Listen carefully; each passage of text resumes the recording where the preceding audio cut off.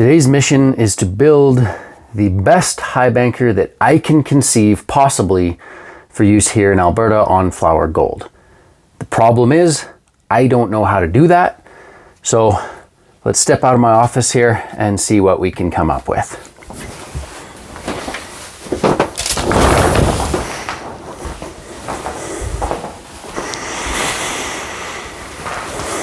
All right. On either side of me here, I have two Highbankers, Big Ugly over here, and my old beach box.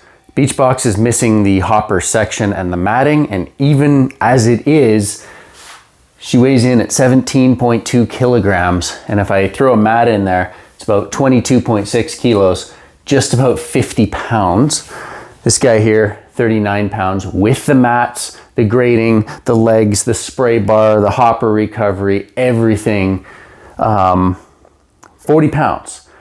So as a rough goal, I don't think I need to be crouching down actually, I'm probably in camera like this, but as a rough goal, what I want to put together is sort of like this box, but compacted down, smaller, more streamlined. This was sort of cobbled together. I'm gonna take what I learned, put that into the next box. I'm trying to get a 24-inch wide beach box recovery system, low energy, low water flow. So basically this type of sluice box mixed with this sort of Highbanker formation. And I'm not entirely sure how to approach this. There's a whole bunch of different options we can go through. So I'll quickly talk through kind of what I'm thinking, and then yeah, we'll try to put something together. This isn't something I'm building for sale. This is just, I might eventually, if I dial this in at the end of the year, be like, all right, I've got some Highbankers for sale, build a few for you guys. But I'm avoiding doing it that way because I want to think about like, what is the best possible way I can build a Highbanker, not like, what's the most efficient design to manufacture this thing? So I'm just going to be looking at each individual part, from the hopper to the grizzlier screen, to the sluice box, to where the legs go. Does it have an extension? Does it not? Like, I'm just going to try to pick this whole thing apart, do my best first attempt, and then iterate on that throughout the year. So let's get started. This guy right here, it's a little short because my cardboard was short, but essentially this would be a 12-inch sluice box starting at an 8-inch sluice box, and I would go for roughly 3 feet long. Now this thing seems tiny in comparison to this monster, but interestingly enough, this sluice has 36 inches of recovery, same as this. There's a 6-inch slick plate at the front. I determined last year that the 6-inch slick plate I put at the front of this sluice box actually just over accelerated the water at the start of the sluice. So the first 6 inches of my actual recovery mat was not performing optimally. So really, this is a 36-inch box with the top 6 inches that aren't really doing that well, and it's in a 42-inch platform. So if I just make a sluice box that's only 36 inches long and I get things dialed right from the front, can I get similar recovery in the sluice? Then can I add better recovery in the hopper? Can I make this whole thing much more compact? I'm not necessarily sold on a flared sluice design, but I'm going to experiment with that for my first model. I think it provides two things. One, as the water accelerates down the box, it also widens and slows down.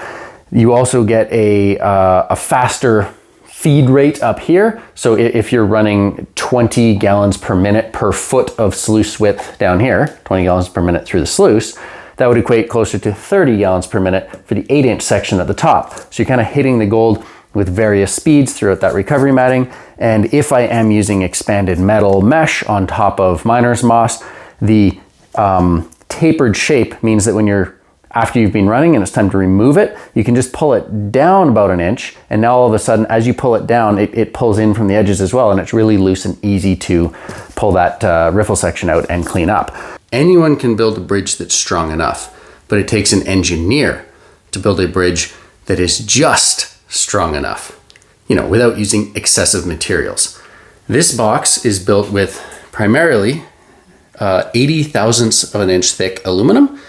And this was just a piece of random stuff I had around that is about 1/8 of an inch thick, so that'd be 0.125 as opposed to 0.08. And the next box, I'm going to try to build it out of 0.064 I think that given the opportunity to use a thinner material, sometimes you'd be like, oh, well, that's lower quality, not as heavy duty.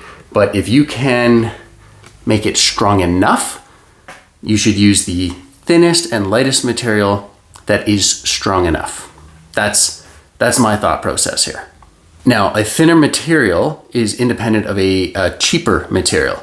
And so using like a 3000 series aluminum, typically diamond plate, so what this big thick top part is, that is significantly enough, like measurably weaker than the 5000 series sort of marine grade aluminum that I'm using to bend up my box. So use a high quality aluminum and then try to go as thin as you possibly can. That's the philosophy I'm going with. If there's any particular part of this that's gonna really take a beating, I would upsize that one piece. But the majority of it, I'm gonna go with 0.064. Maybe in a future iteration, I could try going thinner, but I think you sort of get diminishing returns beyond that. This is a sheet of 0.064 next to a sheet of 0.08. So that is your two different pieces of material. Full disclosure, if I could build a 48-inch long sluice box, I would build the double level right within that 48-inch long sluice. I really don't think I would need an extension based on my experience of running rough top conveyor belt in that 24-inch wide, 5-foot long box. It's actually just shy of 5 feet. And the recovery was so ridiculously good. The bottom foot of that was like just catch and release. Like I wouldn't even care what's in it. So 48-inch long recovery, I would be happy with, but my brake is only 36. And so I'm just gonna build a box without that extra little weld seam for now. I really also like the idea of just how compact a 36-inch long box would be. And then I can sort of see just how good is the recovery in the top 3 feet, and using the extension to do some research as well. And then maybe the next model, I go to the effort of, if it's worth just having 4 feet and no extension, that's what I'll do. Just for reference, before I begin with the new box here, this is how I built a double level into this box here. Because this box already has a 6-inch slick plate, in order to get the same 36 inches of recovery, I just had these pretty long here.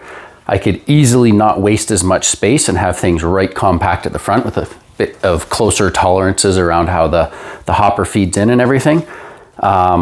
And one thing I did notice is at high flow rates, this works fine, but when you're just trickling that water, low flow rate, the amount of water that can actually seep down the edges, because remember, this isn't a full boxed in piece, it just sort of sits in there. So the mat fits in nice and tight, but some water can actually go down the edges and trickle into the bottom box.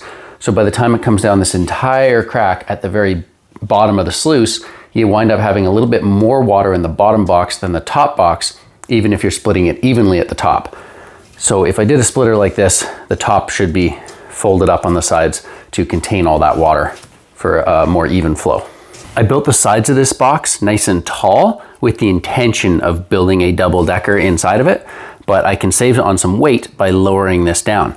If the back is too short, water can just splash out the back, but by folding a lip forwards, you can really reduce how tall that needs to be.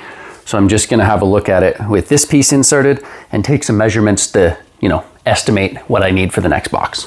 That's only 3.5 inches, and that was actually plenty with the top lip. So I think I can probably stick with something pretty short like that.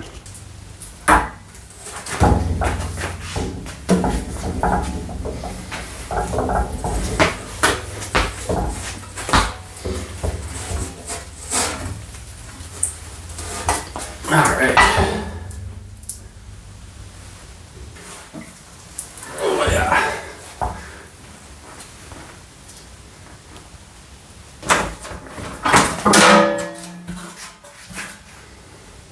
That'll do. Fun fact is, according to that scale, this piece in my hand is 1,705 grams, whereas this old insert is 2,307 grams.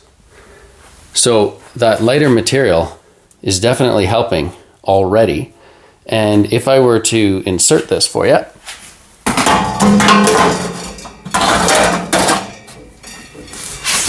now this obviously sticks out the bottom just a little bit there, but you know, it sticks down the top there as well. So you can see the actual recovery area is going to be the same, except that there I had that acceleration lip, which was messing up the recovery at the top of the box. So this tiny little guy should have similar recovery. I've come up with a 1.5" slope per foot for the bottom of the what's underneath the screen, and then the screen's gonna have a slight curve to it, and right about this far out from where it starts, it's gonna be at 24 degrees, which is the current slope of this Grizzly, set up the way I would be running this out in the river.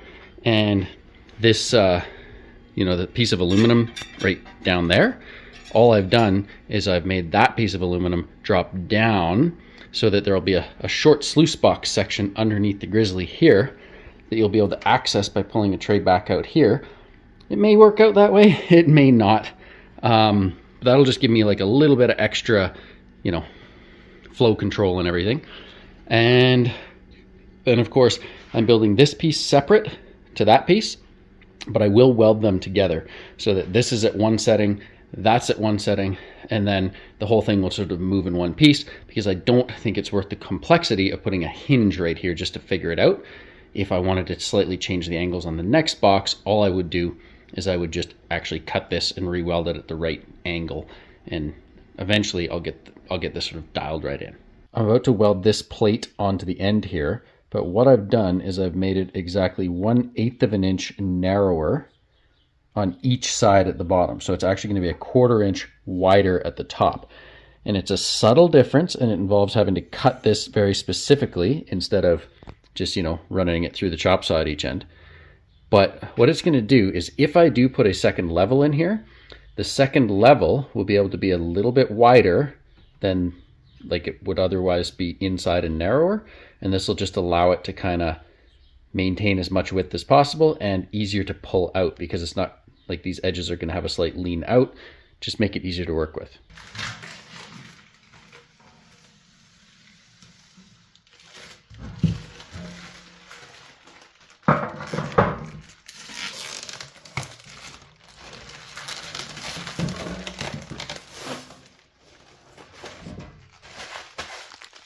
I would normally just skip over this part and start welding, but look at the precision fit here. I mean, obviously that's just gets pressed in there, but absolutely precision fit. That's going to be so nice to weld.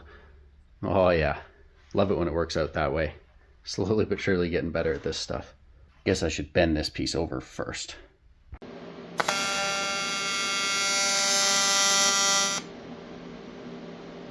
The bottom part penetrated perfectly. The next weld, I guess I didn't put enough pedal in, so it's not quite through on the inside.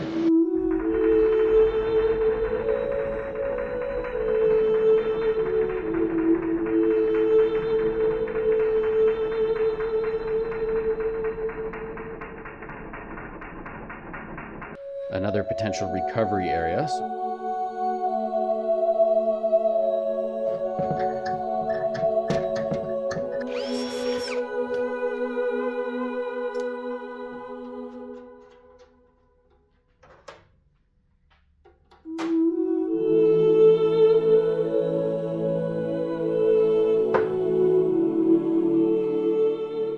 Sometimes when you're building something like this, things just sort of kind of come into existence in the mind. Like you have to build it to then see how it's going to look. I was never planning on this, but the way this is going to work is phenomenal. So you've got your curved screen. So hopper's up here. Material's going to come down, goes over the curved screen.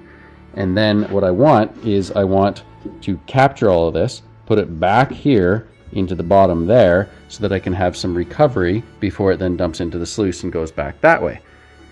But I just took this little flap here. How do I get at that screen down there? Because there'll be a screen over here. So I'm gonna have to come in from the back, but now that this flap is here, well, how do you get there? So I built this little pivot system here. And if you check this out, I'm basically gonna run a pin through there, and then this, you're just gonna be able to lift that up, pluck out your little recovery mat. There you go. So like everything on this build, I'm kind of overthinking every little step along the way. Mounting the legs right now, and I'm thinking, do I make the legs straight up and down? Do I have them canted out slightly? So just thinking about it, side to side, the leg brackets have a built-in, is it a cant? They're canted out, whatever the correct word is. They're slightly angled out like this, just to provide that touch of extra stability. And I may change that angle with future iterations of these designs, but it's just enough so that they're not angled in, right? Then forward and backwards, if you were to angle them out, it would provide more stability, I guess. But do you really need it? I mean, it's 3 feet long. It's not going to tip over forwards or backwards. And with the legs perfectly vertical, any wobble or sway, which there really isn't that much, like they're fairly sturdy, the box will at least stay level. So it could sway back and forth, but it's going to stay perfectly level. Whereas when you start angling them out like this, as this leg comes straight, it's going to come up. As this leg, comes down, it's going to, so the angle of the box would slightly change. There's so minute little details because you're never actually going to have a situation where the box is just waving all over the place. But just looks wise, really, what I did is I set this Highbanker up at the angle I'm most likely to run it at, which is 1 inch per foot, maybe 1.5 inches per foot, maybe even a little bit less. We're going to have a lot of experimentation to do, but as a start point, I set the Highbanker up like this, and then the leg is going to be straight 90 off the ground in this position. One thing I do like about these legs is on this Highbanker, I've got these little eye bolts sticking off the side, and I used those because they gave me a little bit better grip, like just for tool free. You can hold on to that, or you can put a twig through the hole to move it. But I've said this before, I did have one of these things snap off on me out in the field. And if you've driven, 5-6 hours to your river or further, you don't want a little thing like that to, be a damper on your whole trip. So here, the leg looks like this big bracket sticking out, but the distance that this actually sticks out from the box is the same as the distance that these little eye hooks stick out, except that, that's a solid piece that isn't gonna get smashed. And then I used a thicker 5/16 bolt, so I'm never gonna have any issues with that being a failure point. There's always, what is the weakest link? What is the failure point on your box? Every time I have a failure, well, let's upgrade that. So went to the thicker bolts, so I know this thing's gonna be solid wherever I take it. I think it's gonna be significantly lighter and easier to set up and like carry around. Like it's just gonna be this tiny little thing in comparison. And I honestly think even though I've made it that much more compact, it's going to have superior recovery to even that box. The hopper, we'll see, but it's going to be the same sort of design and setup, so it may require a little bit of tweaking, and I've just riveted that on for now so that I can adjust some angles and stuff later. But it's looking at this point like that's probably going to be the best Highbanker I've ever built, and I didn't really know what it was going to look like when I started this, so as it sort of shapes itself as you go, it's kind of exciting. Anyways, enough talking about that. I will install the legs, toss this thing on, get some mats in here, and then we can actually see what this thing's gonna look like. I did an initial test off camera, and I had this thing set up right where this line is, and I found that the average of the screen was just a little bit steeper than I wanted. So I've just drilled out the rivets, but I've left it tacked at the very bottom corners. I traced the line exactly where it was, and I've lowered it to here. So now I'm going to re-rivet it, and then this piece, I just put 3 rivets in to hold it into place because I wasn't sure the angle and everything. I'm going to keep the same angle, but it's just going to be dropped down a little bit. So relative to the screen, it's going to be set up differently, but the bottom of this box, that's how the splitter wound up working. I spent about 4 hours putting the splitter into the insert under there, and I just didn't have enough box height because I was thinking of building this thing as a single level initially. Then when I went to double level, so I added the splitters in the hopper, and it actually works really, really good. This big moment. Let's fire it up, see how that splitter works.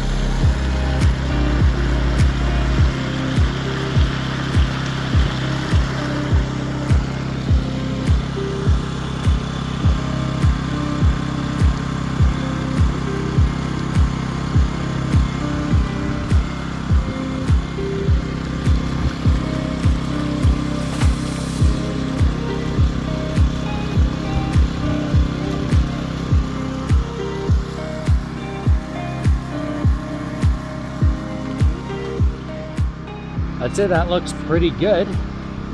I've got 2 different jet nozzles on that thing, so let me try the other one out. Put a few little cut up straws in there to try to make like a laminar flow nozzle, but it turns out that this thing sprays like pretty straight anyways. Like it's a little laser jet of water, but I've already got that in there so we can find out. It looks like the edges here, like I may want to add like a little bit more of a lip because it's sort of spraying water everywhere, but that's just water and there's unlimited water out of the river. This is that backed miner's moss stuff. I actually put a strip of rough top conveyor belt in here as well. The conveyor belt's very slightly heavier than the moss, and basically that's a cushion so you can shovel into this and it'll, you know, not damage your Highbanker as much. And then your screen has a gentle curve to it, so the idea is this comes sort of washing down here fairly quickly, hits a flat screen, and by the time it sort of slows down and loses energy, the screen has gotten steeper and it continues to roll off the bottom. The screen, basically in here, you basically just pull this and you can slide the screen right up and out. See what's going on in here. Basically all the water is going to drop down, hits this little tray so that it all goes to the back end, at which point it hits this section of expanded over moss, at which point 50% of the water goes down these holes and the other 50% of the water goes through the side holes and here. These are only welded up to this point, so I can actually bend these side to side if I needed to slightly adjust the flow, but it looks close enough right now. And then everything that goes through here winds up down into the bottom box or into the top box. And then of course here is your 2 boxes. So they are separated by 5/8 of an inch is the height above the top of the metal to the bottom of this metal is a 5/8 inch. So you can see it's much less than 5/8 inch of water that's going over. And I don't know what the actual water flow is of this situation, but I guess the goal would be like at most 40 gallons per minute. So conceivably, even with a double level, you could run this on a bilge pump. Like, you know, a good lithium setup. I'm going to try the larger nozzle. I have a feeling that'll mean I can get a little bit lower throttle to see the volume of water I'm looking for. And then at this point, it's just small iterations. Figure out, like ideally what I think I'll do is I'll have in the top here, I'm going to do a rough top conveyor belt and then an unbacked 1/2 inch thick moss. So there's just a ton of capacity here. And that's just a surge protector. It sort of bleeds and feeds everything down into the rest of the box. To get at this right here, that's why this thing actually moves, is because I don't want to have to pull the screen out every time. So if I don't want to pull the screen out, you basically lift that up and then reach in here and just slide that out like that. And then doing this with one hand, because why not? Come on, miners moss. Let me get my finger under the lip there. Yeah, and so that would be your little initial tray of added capture. The complexity of making that fit into here, I don't know if it was really worth it or not, but it is kind of cool. You get that much extra recovery. So, you know, the sluice is 36 inches long, but tons of hopper recovery. Bonus recovery right here. Oh, and the best thing is that even with a double level box, so it looks from the front end here. These birds are very excited that we're outside filming. It looks like an 8-inch wide Highbanker, no big deal, but it's 16 inches wide at the top, spreading to 24 inches wide at the bottom. So this Highbanker, double level, all the mats, all the expanded, everything including the legs, including the spray bar, the weight. So Big Ugly was just under 40 pounds. I think it was about 47 pounds with both levels. So I was like, if I can get this thing down to 35 pounds or less, that would be a win. Like I think it was 38 or 39 pounds for the other one as a single level. So this one is a double level.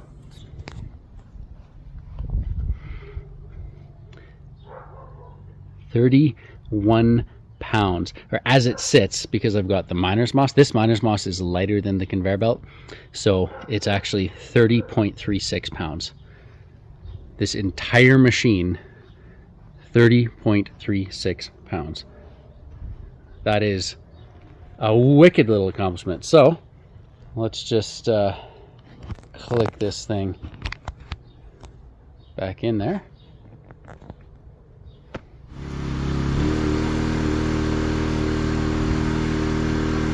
Still looks good. I like this.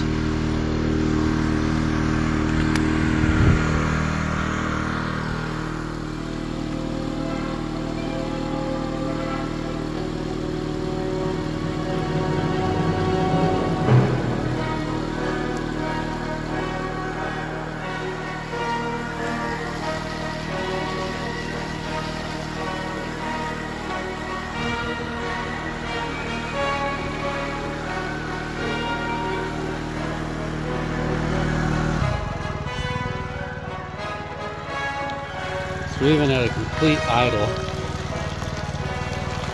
would work for a single layer.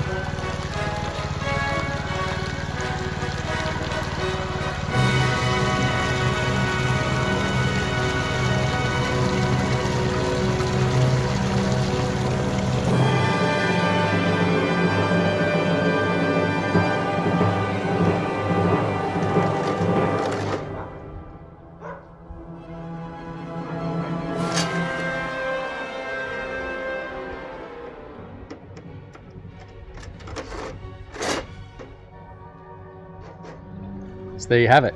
Now, if I was a good YouTuber, I would take this thing out to the river, shovel into it, show you what it looks like, you know, breaking apart gravel, and give you a proper report on recovery and all sorts of things. Since I'm not that good of a YouTuber, I'm just gonna try to go inside, edit this up real quick, and see if I can get this thing up in time for Thursday's video. I'm gonna be heading out gold mining this coming week here, so I will be taking this out then. But for now, that's all I have time to film. And yeah, if you want to see sort of how this all works, then make sure you subscribe and check it out again next Thursday, unless for some reason I don't have a video ready by next Thursday. I might actually have to skip a week here. Hopefully the algorithm doesn't punish me too harshly for that. But I'm gonna get out, actually get mining, and we're gonna have hopefully a nice cleanup at the end of next video. And we'll do some, you know, tailings tests and all that good stuff to see how the box runs. Initial impression though is that this thing is going to work really well, and I'm just blown away that it's like 30 pounds for a 24-inch wide, 36-inch long sluice. Not too shabby. Yeah, like I said, that's all for now. Cheers and thanks for watching, everybody.